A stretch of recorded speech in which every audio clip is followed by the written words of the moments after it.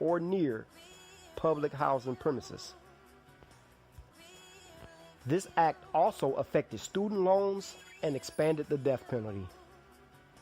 Also included a 5-year mandatory minimum for simple possession of cocaine base with no evidence. They didn't have to have evidence to book you. Drug offenders face lifetime consequences for minor infractions. Yet the focus on tough sentences for crack and not powder cocaine meant that the people who were going to jail were black. The media seemed to play along, hyping up threats with racist coverage that largely ignored rampant cocaine use among whites. And it sensationalized the crack problem in inner city black communities. The drug war became a national obsession. There's an epidemic of the cocaine called crack. It is epidemic and it can kill. The crack problem has become a crack crisis and it's spreading nationwide. This is Clements Avenue in Charleston, South Carolina. Here in Bakersfield, city parks like this one have become favorite hangouts for drug dealers. It's around Philadelphia's 8th and... A few years after the war on drugs was declared, crack began to spread rapidly in poor communities of Los Angeles, and then later emerged in cities across the country. The Reagan administration hired staff to publicize the emergence of crack cocaine in 1985.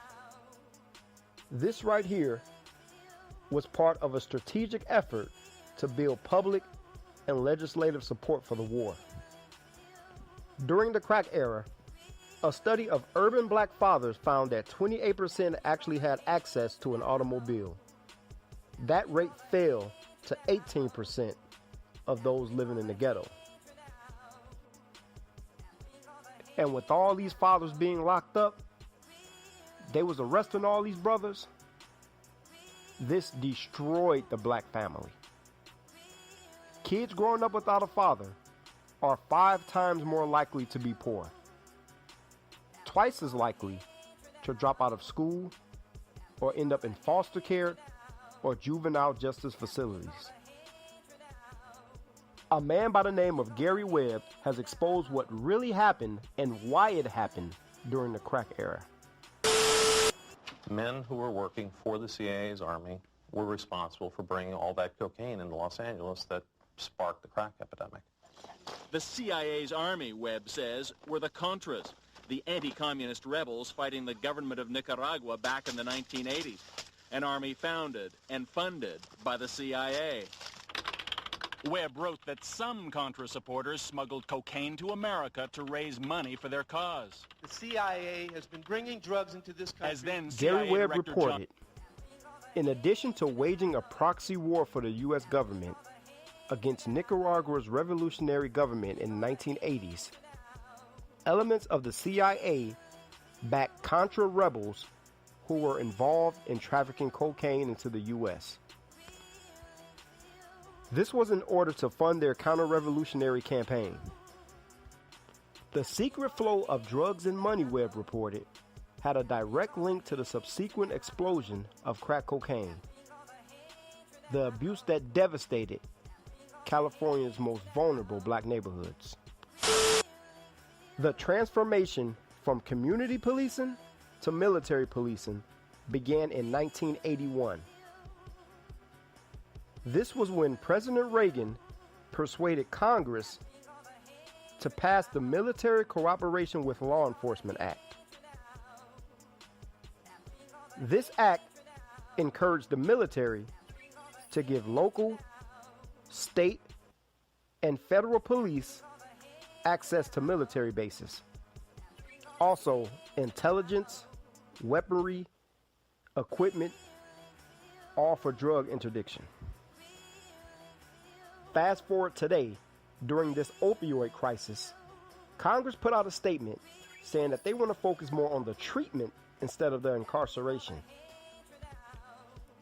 There's over 50,000 deaths per year, with the vast majority of those deaths being white people. They want to call this an epidemic or a crisis And now there is no more war on drugs. And Congress spent millions of dollars on treatment facilities. But during the crack era, they locked everybody up. And they left us for dead. You have brothers who are still locked up to this day from the 80s crack era. Right now, still locked up. During the crack era, they came down hard on black folks, while white powder cocaine users got slaps on the wrist.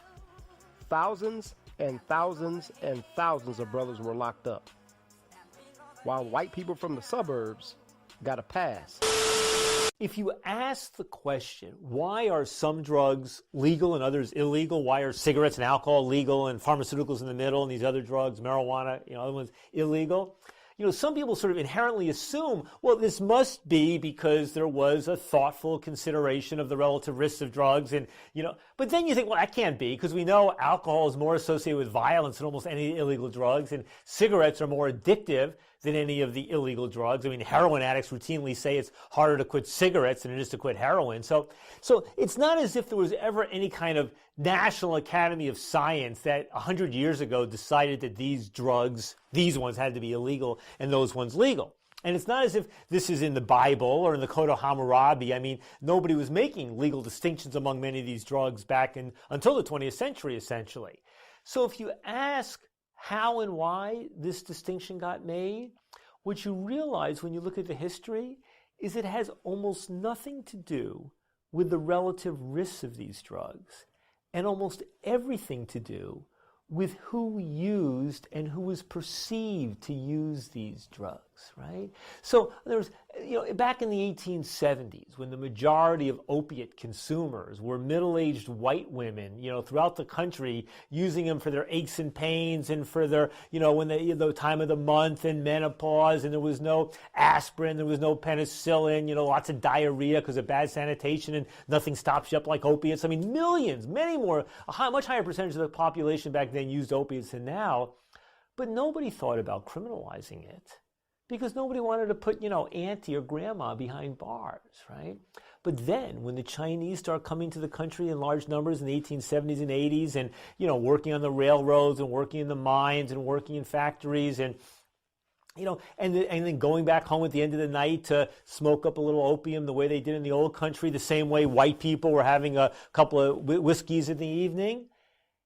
And that's when you got the first opium prohibition laws in Nevada, in California, in the 1870s and 80s, directed at the Chinese minorities. It was all about the fear with what would those Chinamen with their opium do to our precious women, addicting them and seducing them and turning them into sex slaves and all this sort of stuff. The first anti-cocaine laws were in the South in the early part of the 20th century, directed at black men working on the docks, and the fear, what would happen to those black men when they took that white powder up their black noses and forgot their proper place in society, going out. First time anybody ever said that, cops needed a 38 would not bring down a Negro crazed on cocaine. You needed a 45. I mean, the New York Times, the paper of record reporting this stuff as fact back in those days.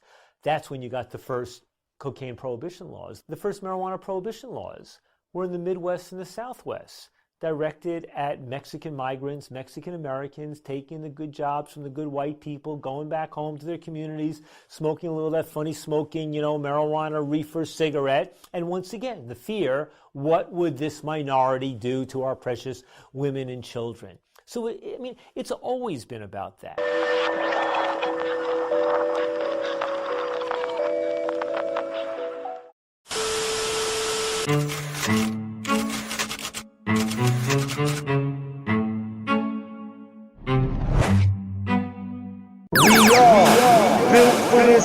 Network for the strong, not the weak.